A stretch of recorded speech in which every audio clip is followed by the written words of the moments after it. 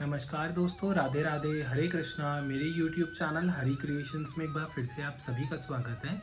तो आज की इस वीडियो में हम आपको बताएंगे कि आपको सभी को पता है कि 10 तारीख की अक्षय तृतीया है। तो उस दिन आप अपने ठाकुर जी को कैसे स्नान कराएंगे, कैसे उनका चंदन श्रृंगार करेंगे, ये वीडियो मैं उसी चीज़ से रिलेटेड बनाने वाला हूँ। क्योंकि मेरे पास एक कमेंट आया था, तो वो पूछ रहे थे कि भैया हम कैसे चंदन से अपने ठाकुर जी का श्रृंगार करें। तो मैं आपको प्रॉपर डिटेल वीडियो दूंगा कि आप कैसे अपने ठाकुर जी को स्नान करा सकते हैं, कैसे इत्र सेवा दे सकते हैं, कैसे चंदन का श्रृंगार कर सकते हैं, कौन कौन से चंदन आप यूज़ कर सकते हैं उनका श्रृंगार करने के लिए। तो हर एक चीज़ मैं आपको वीडियो में बहुत ही डिटेल में बताऊँगा। तो वीडियो स्टार्ट करने से पहले अगर आप मेरे चैनल पर पहली बार आए हैं तो प्लीज़ मेरे चैनल को सब्सक्राइब करें, इस वीडियो को लाइक करें, नीचे कमेंट करके मुझे ज़रूर बताइएगा कि आपको ये वीडियो कैसी लगी। तो चलिए वीडियो स्टार्ट करते हैं। तो सबसे पहले हम अपने ठाकुर जी को स्नान कराएंगे। तो स्नान करने के लिए हमने यहाँ पर 1 लोटा जल ले लिया है और इसके अंदर हमने गंगा जल को डाल दिया है। आप चाहें तो इसके अंदर कुछ फूल भी डाल सकते हैं और तुलसी पत्ती आपको ज़रूर इसके अंदर डालनी है। मैं अभी नहीं डाल रहा हूँ क्योंकि मैं ऑलरेडी अपने ठाकुर जी को स्नान करा चुका हूँ। तो मैं सिर्फ आपको दिखाने के लिए मैं दोबारा से वीडियो बना रहा हूँ।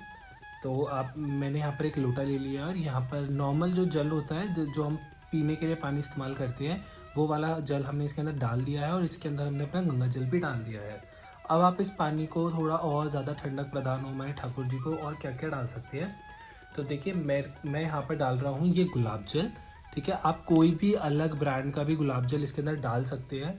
तो मैं इसके अंदर कुछ ड्रॉप्स गुलाब जल की भी डाल दूँगा। तो एक तो मैंने गुलाब जल डाल दिया है। अब आप इसके अंदर इत्र भी डाल सकते हैं जिससे थोड़ा सा खुशबू भी आए पानी के अंदर। तो मैं आपको दिखाता हूँ, मैंने यहाँ पे कुछ इत्र ले रखे हैं।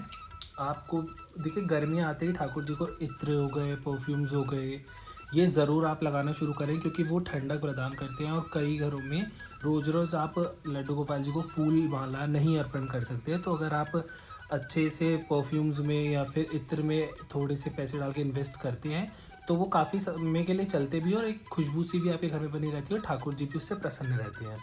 तो मैं आपको दिखाता हूँ जो जो इत्र और परफ्यूम मेरे पास है। तो देखिए, सबसे पहले मेरे पास एक ये चंदन का परफ्यूम है। ठीक है, एक मैंने यहाँ पे मोगरे का परफ्यूम ले रखा है, ये जास्मिन का परफ्यूम है, और ये मेरे पास कुछ इत्र है, ये भी एक चंदन का इत्र है, और एक ये रोज़ का इत्र है। तो जैसा आपको अच्छा लगे आप उस हिसाब से अपना खुशबू रोज़ रोज़ बदल सकते हैं। ठाकुर जी को उस हिसाब से आप इत्र लगा सकते हैं, परफ्यूम लगा सकते हैं। तो अभी तो मैं जल के अंदर जो है ये चंदन वाला इत्र थोड़ा सा इसके अंदर इस तरीके से डाल दूंगा। तो इससे आप अब ठाकुर जी को नहलाएंगे तो बहुत ही अच्छी सुगंध भी आएगी और ये जल काफ़ी ज़्यादा ठंडा हो जाता है। तो अब ठाकुर जी को नहलाने के लिए हम जिस चंदन का इस्तेमाल कर रहे हैं यहाँ पे, वो मैंने यहाँ पर लिया है कि गोपी चंदन वाइट कलर का। आप इससे भी अपने ठाकुर जी को नहला सकते हैं या फिर आप इस तरीके का केसर चंदन भी ले सकते हैं। तो मैं तो केसर चंदन से ही अपने गोपाल जी को नहलाता हूँ। तो इस चंदन की मदद से आप अपने ठाकुर जी को स्नान करा देंगे। तो चलिए मैं आपको बताता हूँ आपको अपने ठाकुर जी को कैसे स्नान कराना है। तो देखिए, सबसे पहले हमने यहाँ पर एक परात ली है जिसके अंदर हम अपने ठाकुर जी को स्नान कराएंगे, और एक कटोरी के अंदर मैंने चंदन को निकाल के रख लिया है। तो अब सबसे पहले हम इसके बीच में थोड़ा सा हम गंगा जल को परात के अंदर छिड़केंगे, और आप चाहें तो यहाँ पर ओम या स्वास्तिक चिन्ह भी चंदन से बना सकते हैं। अब हम इसके बीच में अपने ठाकुर जी को विराजमान करेंगे कुछ इस तरीके से, और अब हम इनको स्नान कराना शुरू करेंगे। तो स्नान कराने के लिए मैं यहाँ पर इस शरंगी का इस्तेमाल करता हूँ। हम इसके अंदर जल डालते हैं और यहाँ से गौमुख बना हुआ है, यहाँ से हमारा जल निकलता है जिससे हमारे ठाकुर जी स्नान करा सकते हैं करते हैं। अगर आपके पास ये नहीं है तो आप संग से भी स्नान करा सकते हैं, और अगर आपके पास ये दोनों ही नहीं है तो आप सीधा लोटे से भी आप अपने ठाकुर जी को स्नान करा सकते हैं। पर मैं शरंगी से ही स्नान कराने वाला हूँ यहाँ पे। तो सबसे पहले हम शरंगी के अंदर थोड़ा सा जल डाल के अपने ठाकुर जी को स्नान कराएंगे, और ओम नमो भगवते वासुदेवाय नमः का जाप करते रहेंगे मन ही मन में, और उनको अच्छी तरीके से उनका पूरा अंग जो है हम गीला करेंगे। क्योंकि इसके बाद हम इन्हें चंदन से स्नान कराने वाले हैं। आप चाहें तो अक्षय तिथि पर अपने ठाकुर जी को पंचामृत से स्नान भी करा सकते हैं। अब थोड़ा सा जल बच गया, हम चंदन में डाल देंगे जिससे हमारा चंदन थोड़ा सा गीला हो जाए। अब हल्का हल्का सा चंदन लेते हुए, अगर आप देखिए अपने ठाकुर जी को रोज चंदन से स्नान कराएंगे जैसे मैं कराता हूँ, तो आपके ठाकुर जी भी इसी तरीके से चमकते रहेंगे। आपको किसी भी तरीके की पॉलिश या पीताम्बरी का ज़रूरत नहीं पड़ेगी और आपके लड्डू गोपाल जी को ठंडक भी प्रदान होगी पूरे गर्मी में। तो इसी तरीके से अब आप अपने पूरे हल्के हल्के हाथों से अपने ठाकुर जी को चंदन से स्नान कराएंगे। तो चलिए मैं स्नान करा लेता हूँ, फिर आपको दिखाता हूँ। तो देखिए मैंने अच्छी तरीके से ठाकुर जी के अंग पर चंदन लगा दिया है। अब हम इन्हें स्नान कराएंगे।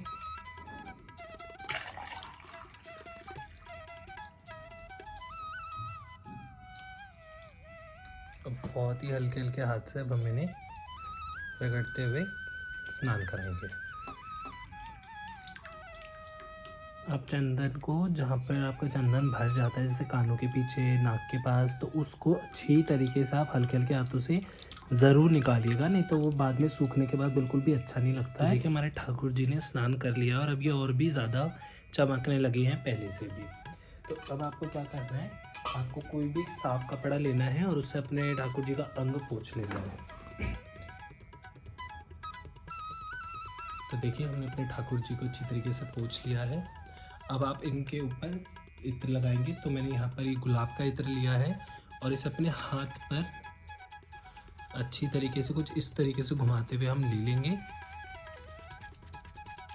और फिर इनके अंग पे लगाएंगे। या फिर अगर आपके पास इत्र नहीं है तो आप डायरेक्ट ऐसे स्प्रे की बोतल ले सकते हैं और यूं अपने अंग पे लगा के और हल्का सा उन्हें मालिश करेंगे। मुख पर आपको इत्र कभी नहीं लगाना है, आप इत्र वहीं पर लगाएंगे जिस अंग पर आप इत्र लगाते हैं। कि ठाकुर जी का स्नान जो है पूरा हुआ। अब हम इनका चंदन श्रृंगार करेंगे। तो ठाकुर जी का चंदन श्रृंगार करने के लिए सबसे पहले हमने एक कटोरी ली है और इसके अंदर अब हम थोड़ा सा गोपी चंदन डालेंगे। आपके पास जो भी चंदन है आप उस चंदन से अपने ठाकुर जी को चंदन सेवा दे सकते हैं। ऐसा ज़रूरी नहीं है कि आपको यही चंदन लेना है, आपके पास जोन सा भी चंदन है आप वो चंदन यूज़ कर सकते हैं। तो देखिए मैंने इसके अंदर थोड़ा सा गोपी चंदन डाला है। मैं थोड़ा सा, जितना मैंने गोपी चंदन लिया है उसका आधे का भी आधा मैं इसके अंदर ये वाला केसर चंदन डालूँगा, ताकि इसके अंदर थोड़ा सा पीलापन आए, ज़्यादा पीला ना हो। तो देखिए हमने यहाँ पर इसके अंदर थोड़ा सा केसर चंदन डाल लिया है। अब हम इसके अंदर जल नहीं डालेंगे, हम इसके अंदर गुलाब जल डालेंगे। तो देखिए हमने इसके अंदर थोड़ा सा गुलाब जल डाल लिया है और अब हम इसके अंदर डालेंगे थोड़ा सा चंदन का इत्र। आप चाहे तो इसके अंदर केवड़ा वाटर या थोड़ा सा कपूर भी डाल सकते हैं, जिससे ये चंदन थोड़ा सा और ज़्यादा ठंडक प्रदान करेगा। और अब मैं इसे फिंगर की मदद से अच्छी तरीके से मिला लूँगा। तो ये देखिए हमारा चंदन अब बिल्कुल ठीक है, इसके अंदर कोई गांठें नहीं है और बिल्कुल ठीक है हमारा चंदन इस समय श्रृंगार करने के लिए। अब देखिए श्रृंगार भी कई तरीके के होते हैं। या तो ऐसा श्रृंगार कर सकते हैं आपकी पूरा चंदन अपने ठाकुर जी के अंग पर ऊपर से लेके नीचे तक लगा सकते हैं और उसे सूखने दें, ठीक है। तो वो तो चंदन श्रृंगार करना बहुत ही ज़्यादा सरल है। वो आप किसी भी ब्रश की मदद से या अपने हाथों की मदद से इसे थोड़ा सा और पतला करेंगे तब, और पूरे अंग पे लगा देंगे और सूखने के लिए छोड़ देंगे, बस आँख और मुँह को छोड़ देंगे, ठीक है। और एक जो श्रृंगार होता है थोड़ा थोड़ा इसे मतलब उनके थोड़ा कुमकुम जैसे श्रृंगार जो होता है, कुछ भुजाओं पे आपने थोड़ा डिज़ाइन बना दिया या थोड़ा मस्तक पे बना दिया, तो हम वो वाला श्रृंगार ठाकुर जी के करने वाले हैं। तो चलिए अब मैं श्रृंगार करना शुरू करता हूँ। तो हमने ठाकुर जी को ले लिया है और यहाँ पर मैंने एक बहुत ही पतला सा ब्रश लिया है, ठीक है। और इसके अंदर इसको मैं चंदन में अच्छी तरीके से डुबा लूँगा और मैं श्रृंगार करना शुरू करूँगा। तो सबसे पहले जो हमारा तिलक बना हुआ है हम उसी को एक बार फिर से बनाएंगे।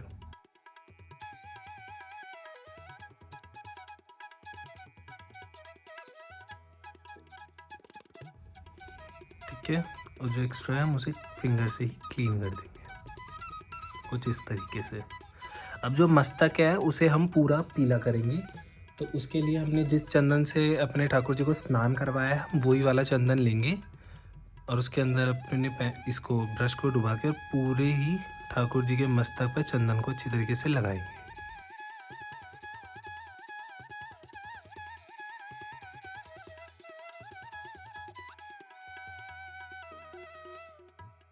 अक्षय तिथि का जो मेन वो होता है कि ठाकुर जी के चरण दर्शन जो होते हैं वर्ष में सिर्फ एक ही बार अक्षय तिथि के दिन होती है।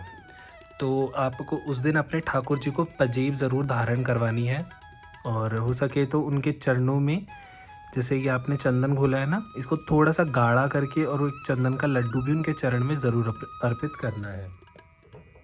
और नए नए वस्त्र उनको पहनाने हैं और कॉटन के वस्त्र अब आप पहनाना अपने ठाकुर जी को शुरू करेंगे, क्योंकि अब से जो है प्रॉपर जो गर्मियाँ हैं वो स्टार्ट हो जाती हैं, तो उनके श्रृंगार में भी बदलाव आता है। तो आप इस चीज़ का भी ध्यान रखें, उनके श्रृंगार में, उनके खाने पीने में, उनकी सेवा में भी बदलाव आएगा। जैसे आप उन्हें ठंडी चीज़ अब ज़्यादा प्रदान करेंगे, इत्र वगैरह, ये सब, इस चीज़ का आपको विशेष ध्यान देना है। और हो सके तो आप उन्हें चंदन से ज़रूर श्रृंगार कराएं, रोज़ उनके अंग पर रोज़ ही चंदन लगाएं। बेशक थोड़ा सा तिलक ही आप उनकी भुजाओं पर, मस्तिष्क पर लगाएं, लेकिन चंदन उन्हें ज़रूर लगाएं, क्योंकि ठाकुर जी को चंदन बहुत प्रिय है और चंदन से काफ़ी ठंडक भी मिलती है।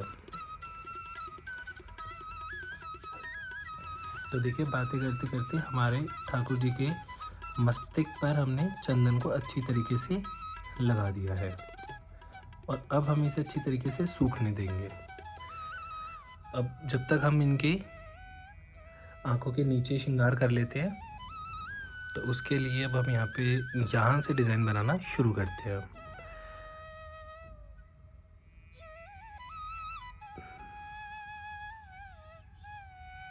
देखिए, चंदन से श्रृंगार करना कोई बहुत ज़्यादा मुश्किल नहीं है, आप भी आसानी से कर सकते हैं। बस थोड़ा सा आपको ध्यान देते हुए श्रृंगार करना है। देखिए, इस तरीके से पहले हमने यहाँ पे एक डिज़ाइन बनाया है। अब इसके चारों तरफ हम पत्ती बनाएंगे। पहले आपको डॉट करनी है ऐसे, और फिर डॉट को हल्का सा नीचे कर देना है इस तरीके से। बहुत ही सरल है, बहुत ज़्यादा कठिन नहीं है। इस तरीके से चाहें तो आप पहले बिंदी बिंदी लगा के भी छोड़ सकते हैं, अगर आपसे पत्ती नहीं बन रही है तो।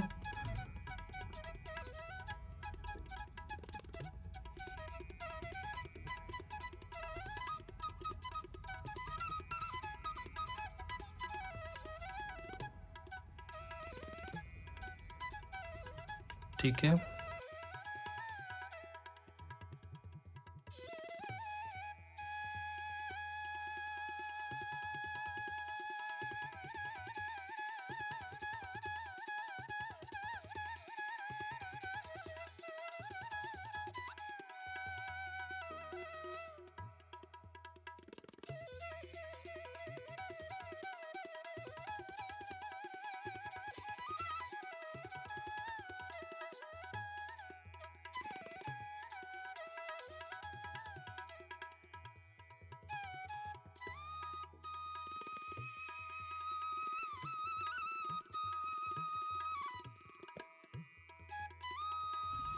तो आप देख सकते हैं हमने इनका अच्छी तरीके से श्रृंगार कर दिया है और अब ये सूखने में थोड़ा सा टाइम लेगा। और हमने यहाँ पर चंदन का हार भी बना दिया है और जो डिज़ाइन हमने इस तरफ बनाया था वही हमने इस तरफ भी बना दिया है। तो आप देख सकते हैं हमारे गोपाल जी कितने सुंदर लग रहे हैं। अब हम आपको इनको पूरा श्रृंगार करके, इनको वस्त्र वगैरह पहना के फिर आपको इनके दर्शन कराते हैं। तो अब अपने ठाकुर जी का श्रृंगार कर चुके हैं, तो हम आपको उनके दर्शन करवाते हैं। तो आप देख सकते हैं हमारे ठाकुर जी कितने सुंदर लग रहे हैं और चंदन श्रृंगार होने के बाद तो ये और भी ज़्यादा सुंदर लग रहे हैं। तो इसी तरीके से आपको अपने ठाकुर जी को अक्षय तिथि वाले दिन उनका श्रृंगार करना है। आपका जैसा भाव है आप उस तरीके से अपने ठाकुर जी का श्रृंगार कर सकते हैं, पर अक्षय तिथि से लेके 21 दिन तक आपको अपने ठाकुर जी को चंदन सेवा ज़रूर देनी है। आप चाहे उनके अंग पर थोड़ा चंदन लगाएं, पर ज़रूर लगाएं। 21 दिन तक आप अपने ठाकुर जी को चंदन ज़रूर लगाना है आपको। उन्हें इत्र लगाइए, उनको परफ्यूम लगाइए, उनको ठंडक मिलनी चाहिए। तो आज की वीडियो के लिए तो सिर्फ इतना ही। ये वीडियो काफ़ी ज़्यादा लंबी हो गई है और अगर आपने यहाँ तक मेरी वीडियो देखी है तो थैंक यू। और अगर आप मेरे चैनल पर पहली बार आए हैं तो प्लीज़ मेरे चैनल को सब्सक्राइब ज़रूर कर दीजिएगा। अगर आपको ये वीडियो पसंद आई है तो इस वीडियो को लाइक करें, नीचे कमेंट करके मुझे ज़रूर बताइएगा कि आपको ये श्रृंगार कैसा लगा। मिलते हैं अब आपसे नेक्स्ट वीडियो में, तब तक के लिए राधे राधे।